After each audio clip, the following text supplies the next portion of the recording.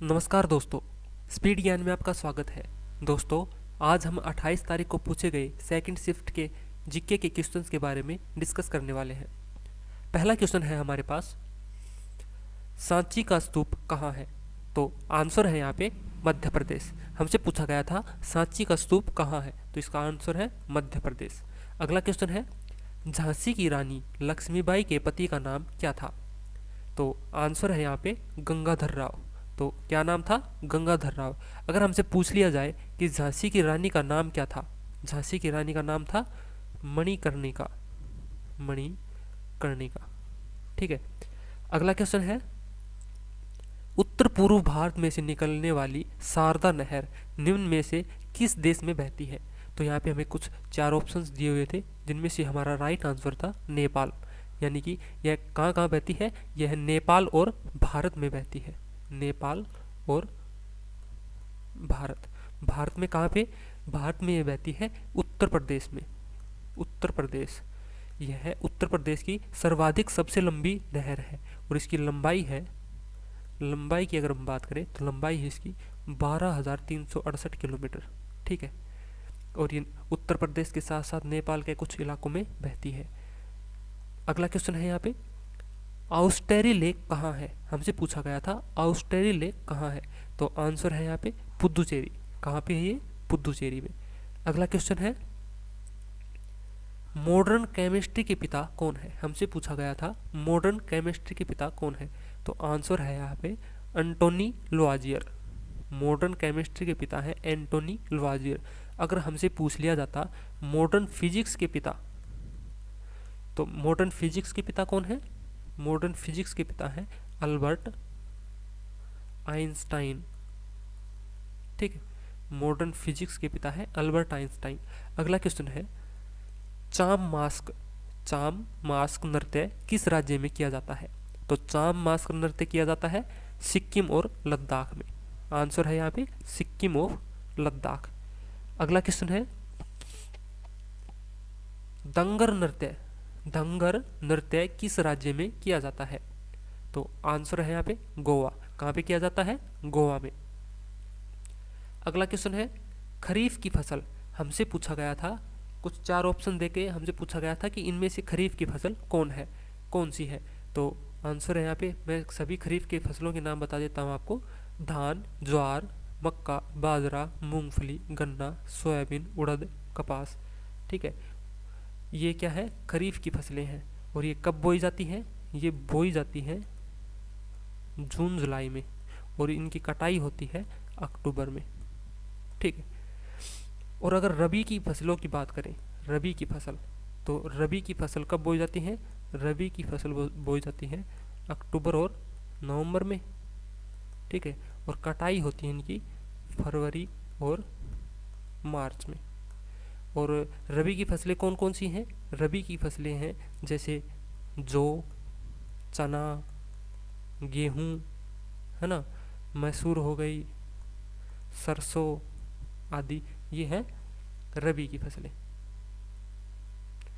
तो अगला क्वेश्चन है यहाँ पे, मौर्य प्रशासन में टैक्स वसूलने को क्या कहा जाता था?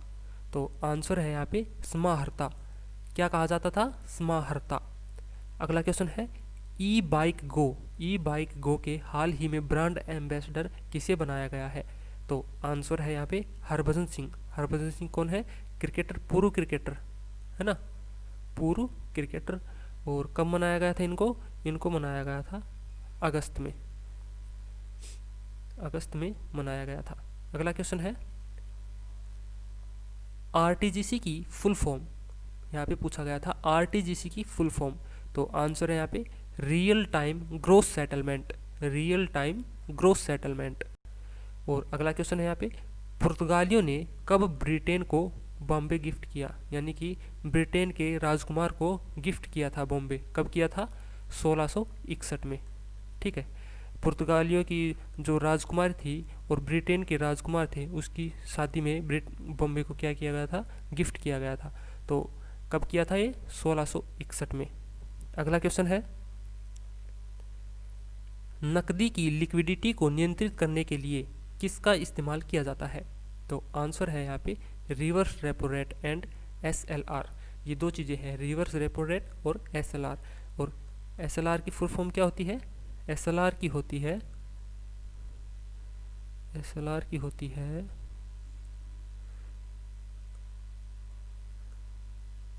स्टेटरी लिक्विडिटी रेशियो। ठीक है, अगला क्वेश्चन है आमेर का किला कौन से राज्य में है? तो आंसर है यहाँ पे राजस्थान। राजस्थान में कहाँ पे? ये है जयपुर में। अगला क्वेश्चन है सितंबर 2020 तक मुख्य चुनाव आयुक्त कौन है? यानी कि ये पूछा गया था सितंबर तक, उसके बाद चेंज हो गया था। सितंबर तक मुख्य चुनाव आयुक्त कौन थे? वो थे सुशील चंद्रा। ठीक है, और प्रेजेंट में अब कौन है? अब है सुनील अरोड़ा, यानी कि सुनील अरोड़ा। क्या है? Chief election commission, CEC। अगला क्वेश्चन है फुल फॉर्म ऑफ नीति। नीति की फुल फॉर्म पूछी गई है यहाँ पे। तो नीति आयोग की फुल फॉर्म क्या होती है? National institution for transforming India. National institution for transforming India, ये होती है नीति की फुल फॉर्म। अगला क्वेश्चन है STNP की फुल फॉर्म क्या है? STNP की फुल फॉर्म पूछी गई थी। तो आंसर है यहाँ पे simple network time protocol. Simple network time protocol. अगला क्वेश्चन है आनुवांशिकी के जनक कौन है? तो आनुवांशिकी के जनक हैं Gregor John Mendel. Gregor John Mendel. और इन्होंने क्या किया था? इन्होंने किया था मटर के दानों पर प्रयोग किया था। मटर के दानों पर प्रयोग। अगला क्वेश्चन है निजामुद्दीन औलिया की दरगाह कहाँ है? निजामुद्दीन औलिया की दरगाह कहाँ है? तो इसका आंसर है नई दिल्ली। कहाँ पे है? नई दिल्ली में। अगला क्वेश्चन है RBI के डिप्टी गवर्नर कौन है? RBI के डिप्टी गवर्नर, तो आंसर है यहाँ पे MK जैन। ठीक है, और गवर्नर कौन है? गवर्नर है शक्तिकांत दास। शक्तिकांत दास। ठीक है, अगला क्वेश्चन है 5 सितंबर को कौन सा दिवस मनाया जाता है? 5 सितंबर को कौन सा दिवस मनाया जाता है? तो आंसर है यहाँ पे शिक्षक दिवस। और ये किसके जन्मदिन पे मनाया जाता है? ये मनाया जाता है पूर्व राष्ट्रपति डॉक्टर सर्वपल्ली राधाकृष्णन।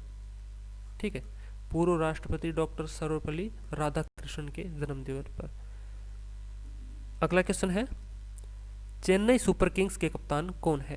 तो चेन्नई सुपर किंग्स के कप्तान है महेंद्र सिंह धोनी। ठीक है, कौन है? महेंद्र सिंह धोनी। और इन्होंने हाल ही में क्या किया था? इन्होंने अंतर्राष्ट्रीय क्रिकेट से संन्यास ले लिया था, लेकिन ये IPL अभी खेल रहे हैं। अगला क्वेश्चन है कौन सी अधातु विद्युत का सुचालक है? तो आंसर है यहाँ पे ग्रेफाइट। ग्रेफाइट क्या है? कार्बन का अपर रूप। ग्रेफाइट है कार्बन का अपर रूप, और ये क्या है? विद्युत का सुचालक। अगला क्वेश्चन है संविधान सभा ने संविधान बनाने के लिए कितना समय लिया? तो संविधान बनने में कितना समय लगा? समय लगा 2 वर्ष 11 माह 18 दिन, यानी कि 2 वर्ष 11 महीने और 18 दिन।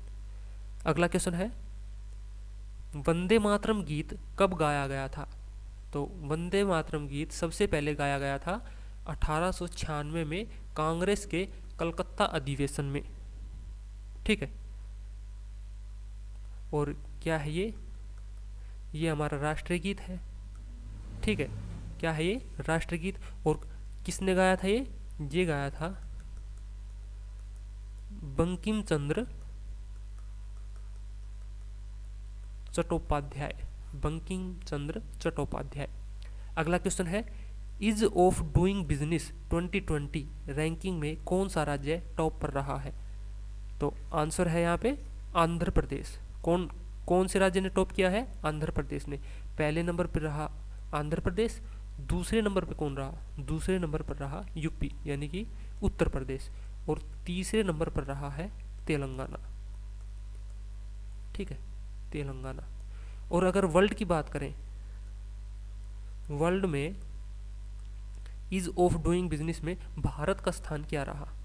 भारत का स्थान, तो भारत का स्थान रहा है 63 यानी कि 63वां। ऑल वर्ल्ड में कितना रहा है? 63वां। अगला क्वेश्चन है, कौन से राज्य का जनसंख्या घनत्व सबसे ज़्यादा है? तो आंसर है यहाँ पे बिहार। सबसे ज़्यादा किसका घनत्व है? जनसंख्या घनत्व है बिहार का। कितना है? बिहार का है 1106 पर्सन पर किलोमीटर स्क्वायर, यानी कि 1 किलोमीटर स्क्वायर के अंदर 1106 व्यक्ति।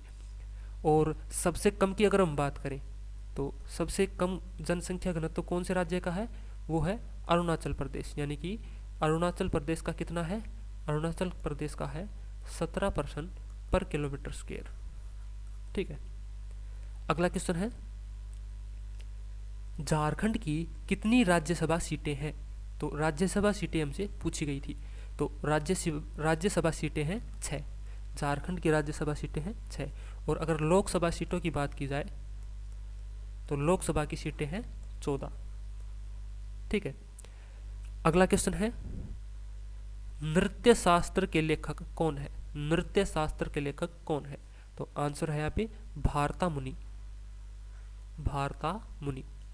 अगला क्वेश्चन है, Indian army chief general Manoj Mukund Naravane द्वारा कौन सी बुक लॉन्च की गई? इंडियन आर्मी चीफ जनरल कौन है? मनोज मुकुंद नरवणे। उनके द्वारा एक बुक लॉन्च की गई है, तो उसका नाम क्या है? उसका नाम है national security challenges young scholars perspective. National security challenges young scholars perspective, ये उनकी बुक है। अगला क्वेश्चन है, सुरमा नदी कहाँ बहती है? तो सुरमा नदी है कहाँ पे? बांग्लादेश, यानी कि कहाँ पे बहती है ये? बांग्लादेश में। इससे अगला क्वेश्चन है, narcotics drugs and psychotropic substance यानी कि NDPS, ये NDPS की फुल फॉर्म है narcotics drugs and psychotropic substance act कब लागू हुआ? तो ये एक्ट के बारे में पूछा है कि कब लागू हुआ, तो ये हुआ सन 1985 में। ठीक है